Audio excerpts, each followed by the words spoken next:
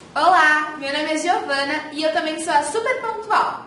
E eu tenho um convite para fazer para você. Eu estou em cartaz lá no Shopping Moca Plaza, todos os domingos às 4 horas, com o musical Festolante Musical. E também estou na TV Relacionamento. Um beijo!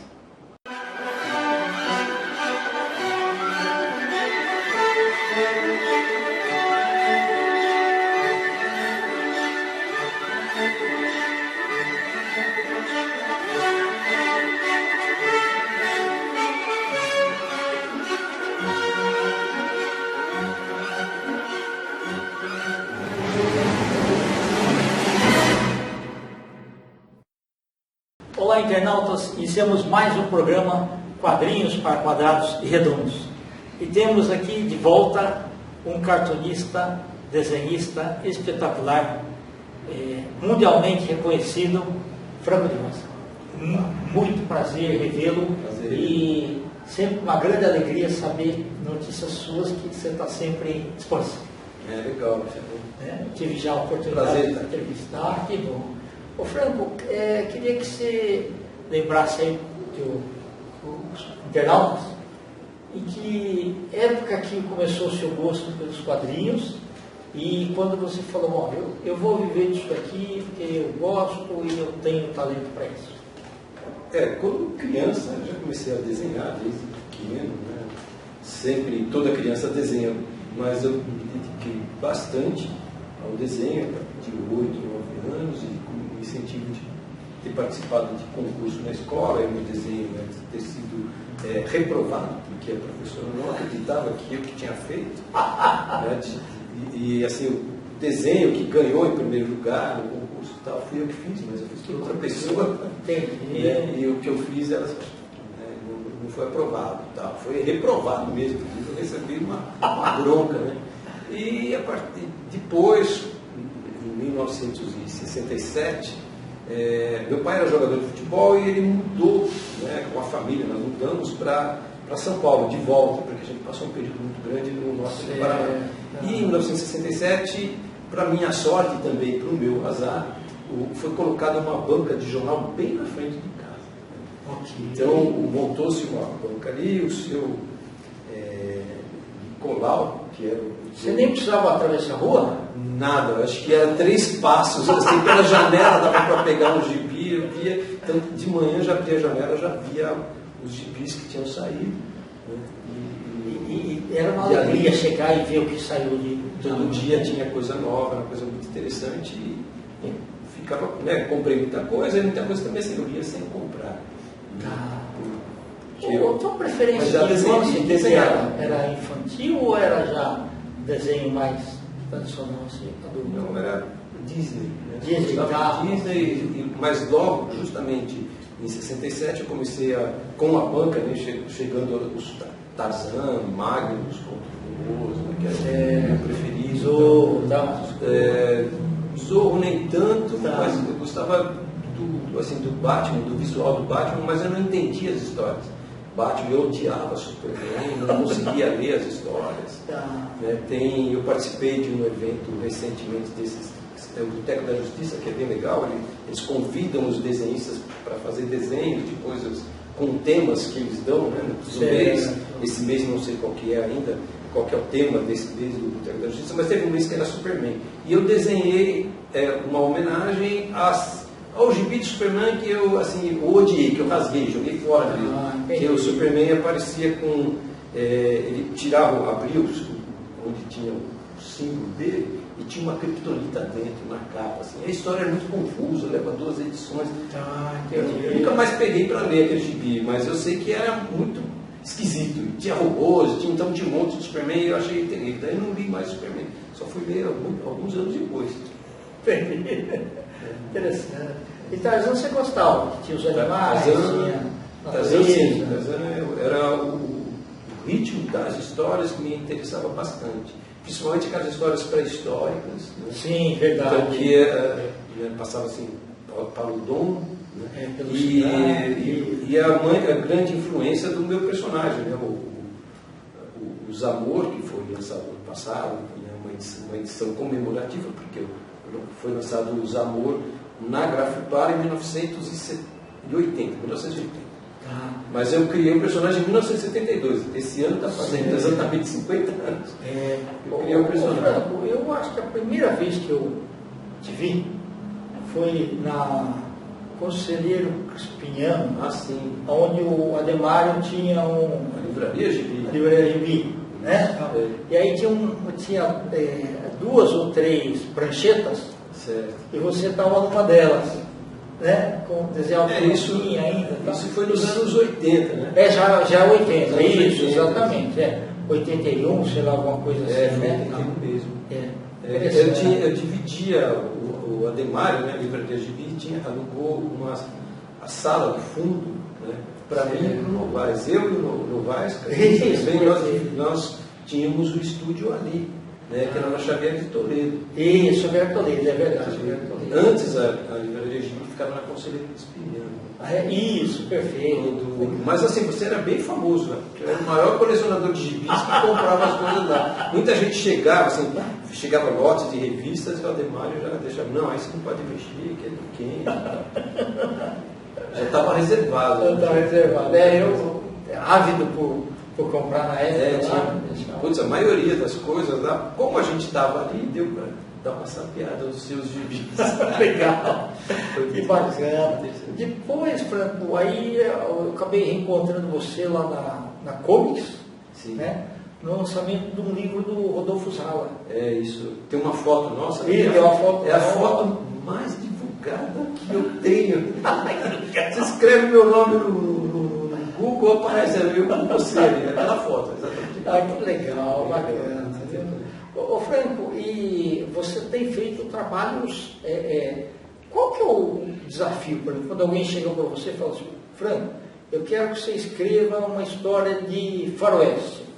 Você vai pesquisando bastante a respeito, como que é? Porque é duro você entrar no ambiente lá dos personagens. Normalmente, quando a gente está habituado com os personagens, como eu faço com os Zamoras, que já 50 anos que vem desenvolvendo histórias, ou o Ultra Boy, que é outro personagem, que é uma homenagem ao Ultraman e é uma coisa meio mangá, né?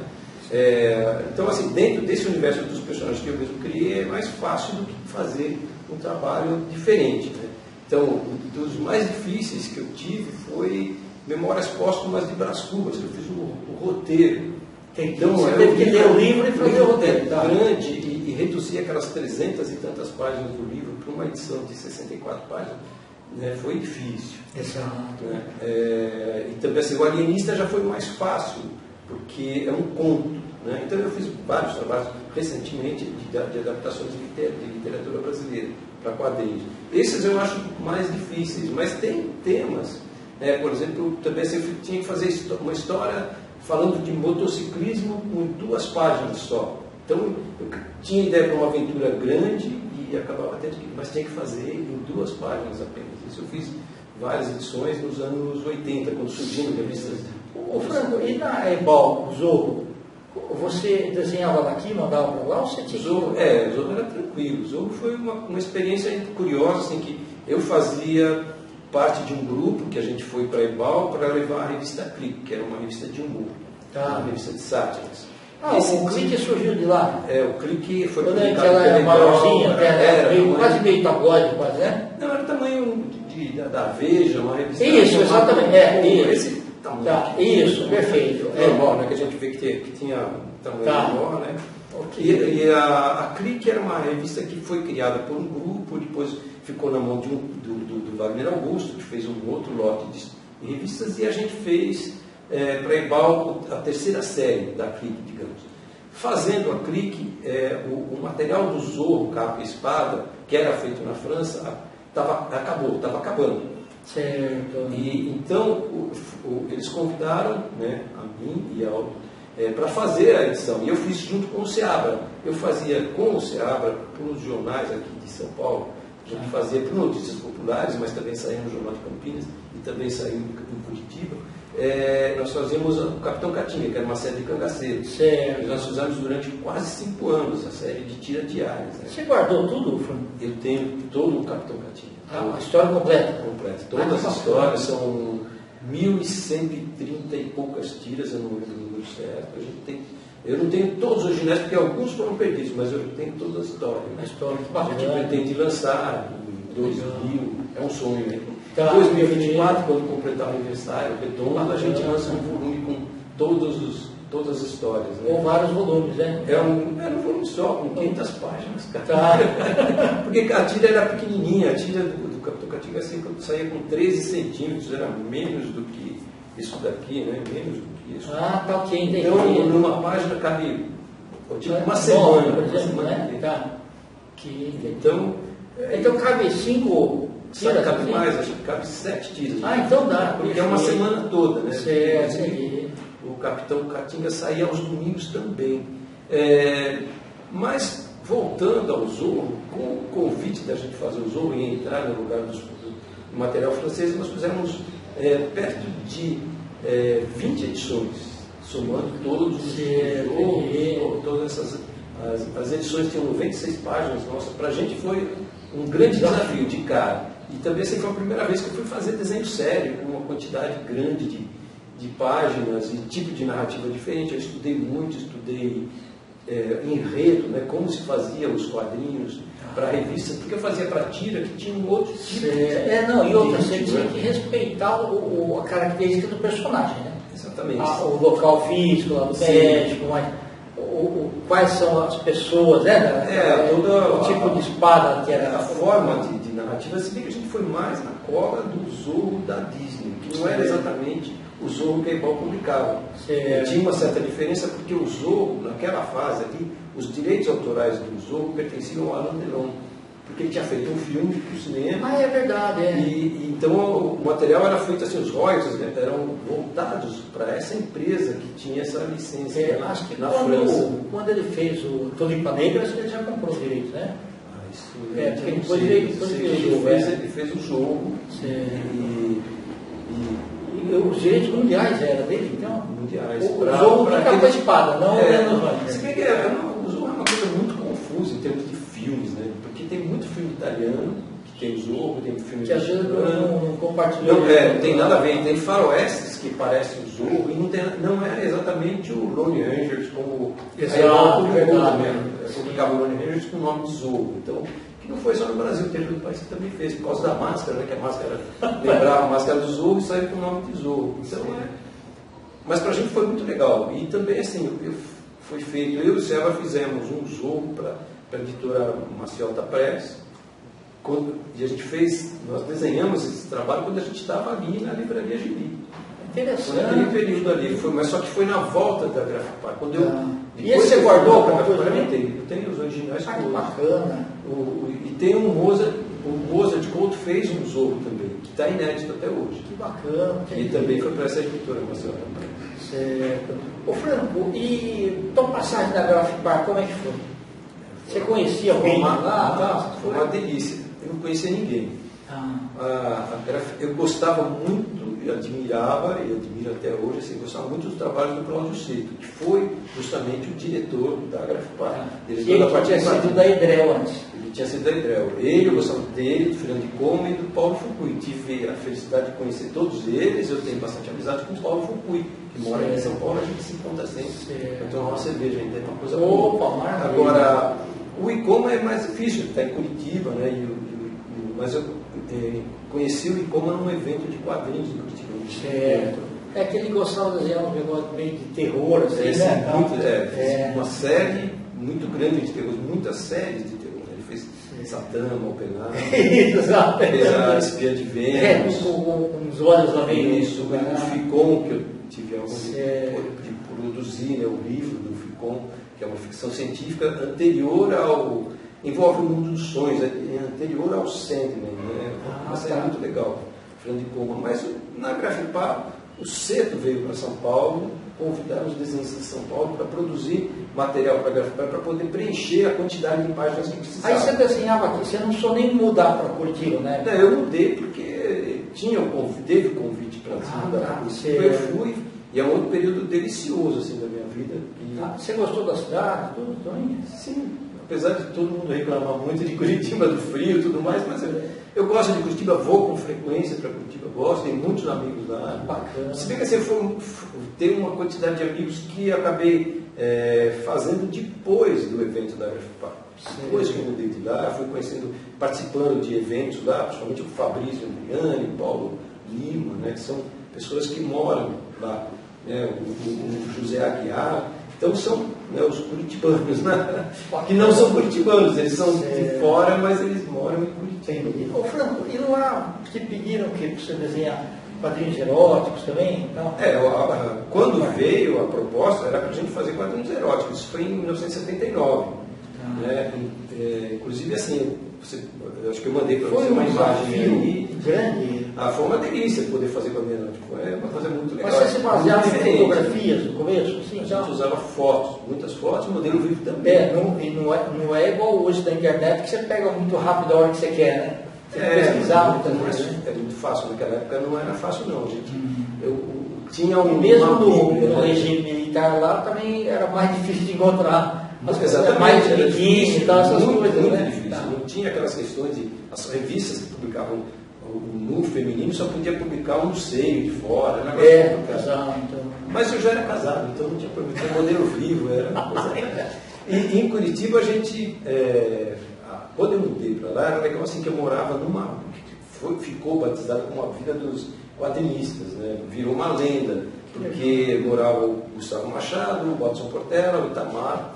Mas vizinho mesmo? Todos vizinhos. Atravessou a rua já? Não era atravessou a rua, não, era um do lado do outro. Que bacana. O quintal da casa do Gustavo Machado, que morava do meu lado, o fundo do quintal dele dava para o fundo do quintal do outro. Que bacana. Então a gente era uma comunidade legal. Dava para tomar cerveja todo dia se quisesse. Só não dava porque era muito frio, a gente tomava vinho mesmo.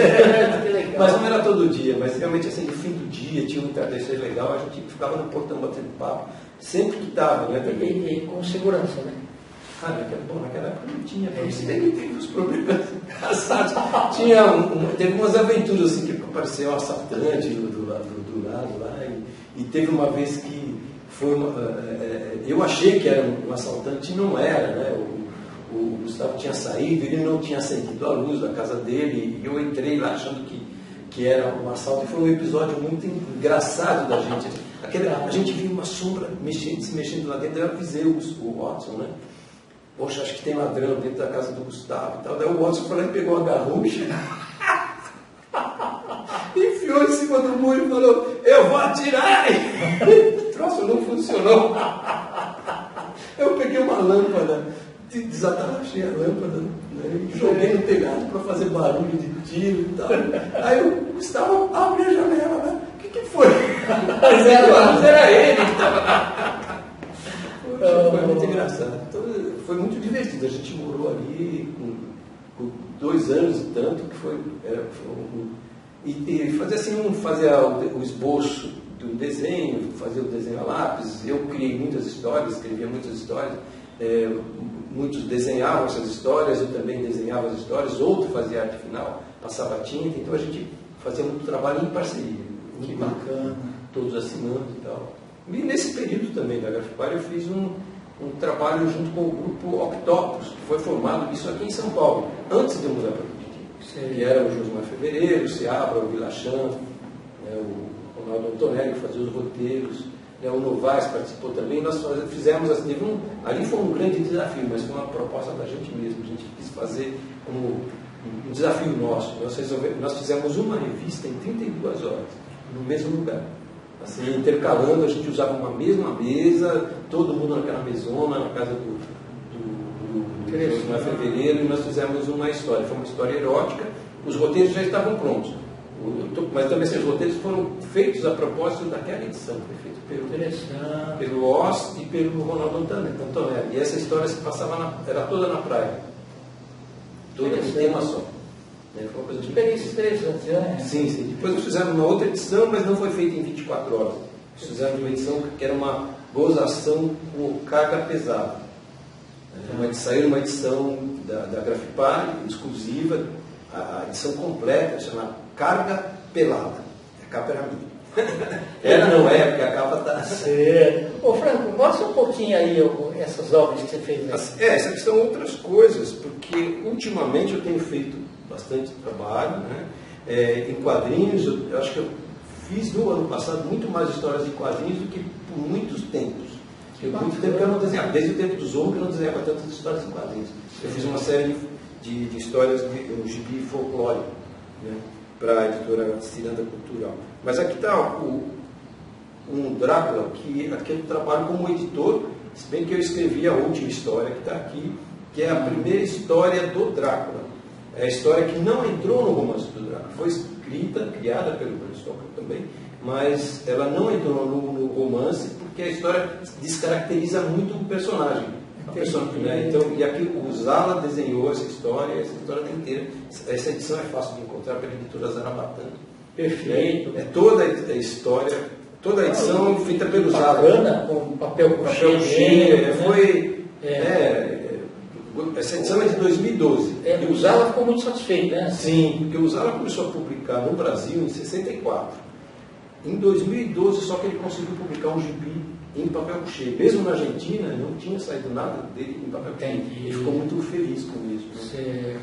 Aqui tem um trabalho que é O Patrulheiro Fantasma, que foi criado pelo Rubens Cordeiro, daqui o nome dele. Eu escrevi algumas histórias em homenagem a esse personagem e o Rubens não estava conseguindo desenhar, mas esse desenho ele fez, né, que é o patrulheiro dele, né, que ele criou em 1967, um ano marcante, né, 1967. E esse personagem ele fez que foi para a CCXP, como ele foi homenageado na Comic Con, né, em 2019. E aqui tem as histórias com esse personagem, que é o Patrulheiro do Futuro. E saiu publicado antes dele, não? Saiu a história está aqui, inclusive a história original do Rubens está aqui. Entendi. Essa edição tem entrevista com ele, tem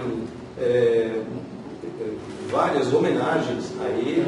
Inclusive uma história que tem aqui os personagens que inspiraram o Patrulheiro Fantasma, né, e todos os trabalhos da editora para que ele fez esse trabalho, né, que foi a editora Gobion. Né? Não, foi para Graúna, editora Graúna. E aqui tem histórias que eu escrevi, e aqui tem o Rubens trabalhando, né? Essa história eu escrevi e quem desenhou foi o Arthur Garcia e o Omar Vinor, os arte final. Então, é uma edição histórica bem interessante. Bacana. O Franco que você mais gosta é o Franco que cria o roteiro e desenha, ou o Franco que mais desenha? Olha, atualmente eu gosto mais do Franco que come pizza e toma vinho, né, em companhia dos filhos e da família. Isso é a coisa mais gratificante que tem para mim. Agora, profissionalmente, eu realmente não sei. Tem dia que eu prefiro estar escrevendo reportagens, ou criando histórias, ou desenhando cartoon, porque esse meu livro, né, o Sketchbook, ele tem trabalhos meus de vários estilos, né? Tem aqui desenho de humor, né? Desenho de humor, aqui desenho realista, tá? Os quadrinhos eróticos, né? Ilustração para livro didático, aqui tem Shakespeare, então tem aí o velho Chacrinha, então, e o Zorro sempre presente, né? Perfeito, que bacana. E até Minecraft, né? Que ainda, esse é atual, eu fiz recentemente uns trabalhos nessa série. Bacana. E aqui tem o meu portfólio de pin-ups, só de garotas, né? Que é um desenho que eu fiz mais para o Instagram. Franco, e eu tive a oportunidade de recomendar aí para fazer a ilustração do livro lá dos Dois Caminhoneiros, né, do Nil Bernardes. Sim. Né? E ele ficou muito satisfeito. Parabéns, viu? Tá ótimo. Franco, você tem muita história para contar e nós vamos programar uma outra entrevista com você, tá? Certo. Né? Você quer deixar algum contato seu, redes sociais? Eu tenho os contatos que podem aparecer por escrito, né? Isso, perfeito. E quero lembrar que tem o meu sketchbook de perfeito. As últimas edições, quem quiser adquirir. Tá bom. É só pedir pelo Instagram ou pelo e-mail, né? Tá bom. Essa edição do Drácula, que é uma edição que eu acho que é muito legal, porque o próprio Zara escolheu as histórias, né? Perfeito. Para a editora Zarabatana. Tá ótimo. Maravilha isso aí. Franco, muito bom rever você. Obrigado. Internautas, com os agradecimentos então a esse talentoso Franco de Rosa, nós finalizamos mais um Quadrinhos para Quadrados e Redondos. Um grande abraço e até a próxima.